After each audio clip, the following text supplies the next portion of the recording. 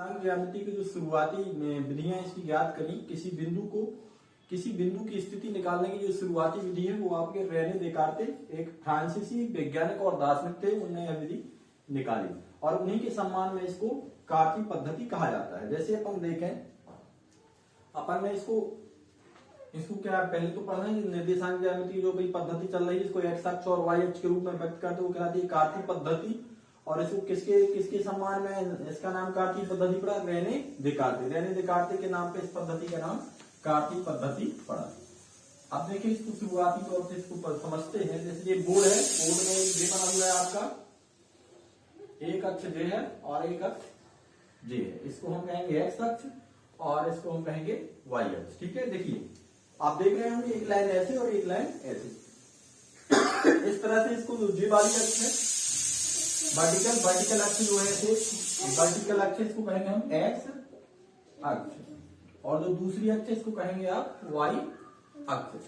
अब जिस तल में जो एक्स अक्ष और वाई अक्ष, मतलब इस बोर्ड में जिस तल में जो एक्स अक्ष और वाई अक्ष है इस तल को हम कहेंगे कार्ती तल।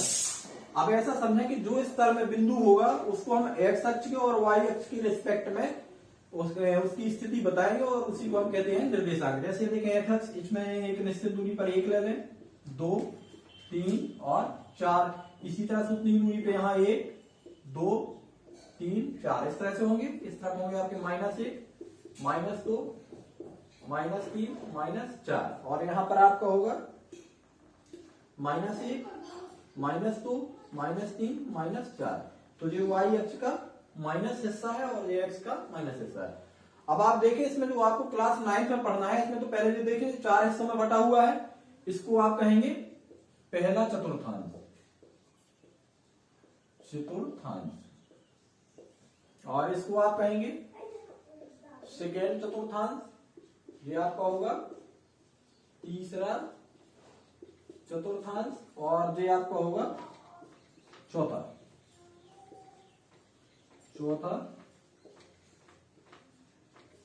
चतुर्थांश। अब देखें कार्ती तल कितने हिस्सों में बटा होता है? 4 हिस्सों में बटा होता है। पहला चतुर्थांश, दूसरा, तीसरा, चौथा। मतलब जैसे घड़ी चलती, घड़ी की अपोजिट दिशा में ऐसे, तो पहला, दूसरा, तीसरा, चौथा इस तरह से 4 चतुर्थांशों में बटा रहता है। जहां पे जो दोनों अक्ष एक दूसरे को काटते हैं इसको कहते हैं मूल बिंदु और इसके निर्देशांक आपके होते हैं 0, 0। अब आप समझें कि इसमें बिंदु की स्थिति कैसे बताई जाती है। जैसे कोई बिंदु यहां पर है, इस तल में जो बिंदु आपका यहां पर है, इसको आप देखें एक्स और वाई अक्ष के रिस्पेक्ट में बताना है। तो यहां से एक लंबवत रेखा आप नीचे तरफ खींचिए, कहां पे जाती है? ये 2 पे जाती है और वाई पे कहां पे जाती है? ये 1 पे जाती है। तो इस तरह से आप देखें, अगर इस बिंदु की आपको स्थिति बतानी हो तो इसको आप ऐसे लिखेंगे 2, 1। एक्स अक्ष पर कहां जाती है? 2 पर है और वाई अक्ष पर कितनी है? 1 पर है। इसको अब अपन ऐसे समझ सकते हैं कि जो इसकी दूरी होगी ना, जो 2 इसकी दूरी है वाई अक्ष से दूरी और 1 है इसकी एक्स अक्ष से दूरी।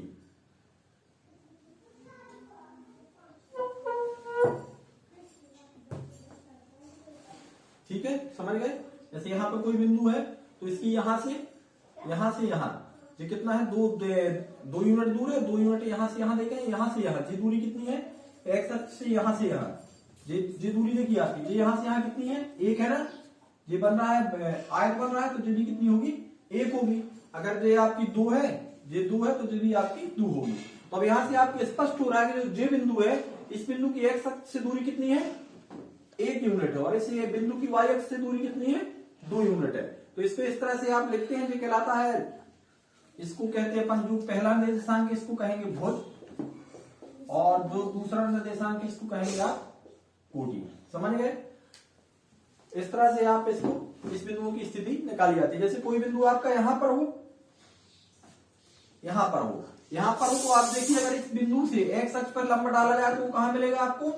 वो मिलेगा आपको 3 पर और अगर वाई अक्ष पर लंब डाला जाए तो ये मिलेगा आपको -2 पर। तो इसके निर्देशांक हो जाएंगे 3 और -2। इसमें भुज कितना है आपका? 3 है और इसकी कोटि कितनी है? -2 है। इस तरह से अपन बिंदुओं की स्थिति इसमें ज्ञात कर सकते हैं। अब फिर से एक बार रिपीट कर ले। जो जे अक्ष कहलाता है आपका एक्स अक्ष, ये आपका कहलाता है वाई अक्ष, जहां पर दोनों एक दूसरे को काटते हैं वो कहलाता है मूल बिंदु और उसके निर्देशांक होते हैं आपके 0 0। अब देखें इसको, जो पूरा ये हिस्सा है ये 4 हिस्सों में बटा होता है, जो पहला चतुर्थांश, ये दूसरा, ये तीसरा और ये चौथा। अब हम एक बात इसमें जान लें, जो पहला चतुर्थांश होता है इसमें x निर्देशांक y निर्देशांक दोनों आपके प्लस में होते हैं, तीसरे में आपके दोनों माइनस में होते हैं। जैसे यहाँ पे कोई बिंदु ले लें आप, यहाँ पे बिंदु ले लें तो जे x को भी माइनस पे, x को भी माइनस दूरी पर, x को कहां पर टच करता है -1 पर, यहाँ पे आप करता है -1.2 पर। मतलब यहाँ के दोनों कैसे होंगे आपके, दोनों आपके ऋणात्मक होंगे। और जो चतुर्थांश है इसमें दोनों आपके धनात्मक होंगे।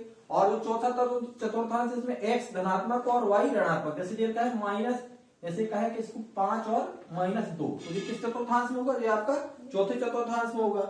अब यहाँ देखें फर्स्ट में देखें y आपका पॉजिटिव में है, x निगेटिव में है, मतलब ये निगेटिव होगा x का, और जो y का निर्देशांक होगा वो आपका धनात्मक होगा। इस तरह से आप इसमें से मोटा मोटा इसको आप समझिए कि ये होता क्या है।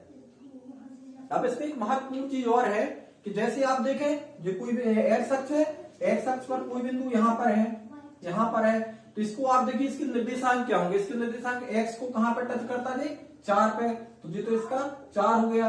y के सापेक्ष है, देखिए इसको y के सापेक्ष y पे कितनी दूरी पे है, ये आपका है 0 पर, तो 0, मतलब यदि कोई बिंदु x अक्ष पर है तो उसके y निर्देशांक कितना होगा, 0 होगा। इसी तरह से यदि कोई बिंदु y निर्देशांक पे है, जैसे कोई बिंदु यहाँ पर है, यहाँ पर है, तो देखिए किस पे है, y अक्ष पे है, y अक्ष पे तो इसका x निर्देशांक 0 होगा, तो 2 और 0। इस तरह से आप समझ गए। इसका कुल मिला के आपके इसमें 9th में ज्यामिति में केवल इतना ही है, ठीक है। इसमें आपका जो ये अक्ष है, जो पूरा कार्तीय तल है, इसको 4 हिस्सों में बांटा गया है।